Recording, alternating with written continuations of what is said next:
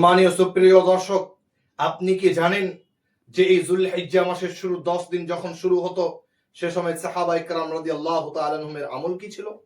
তিনারা কি করতেন? এই বিষয়ে কি আপনি ভেবেছেন কোনদিন?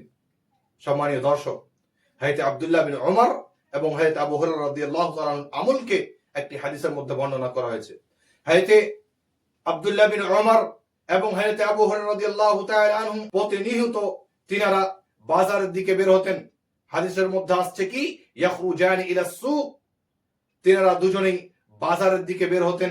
ইউকাব্বিরান, এবং দুজনেই তাকবীর পাঠ করতেন। তাকবীর পাঠ করতেন তার অর্থ কি?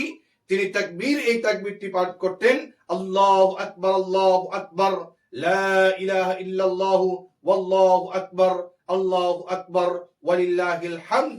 যে তাকবীরটি তাকবীর আমরা জানি, এই তাকবীরটি হযরত আব্দুল্লাহ বিন ওমর এবং হযরত আবু হুরায়রা রাদিয়াল্লাহু তাআলা আনহু যখন বাজারের দিকে যেতেন তখন তিনারা এই তাকবীরটিকে পাঠ করতেন।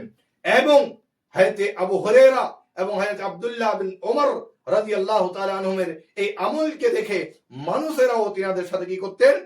তাকবীর পাঠ করতেন। ইউকাব্বিরুন নাসু বিতাকবীরিহিমা, এবং মানুষও তিনারা দুজনের তাকবীরের সাথে তাকবীর পাঠ করতেন।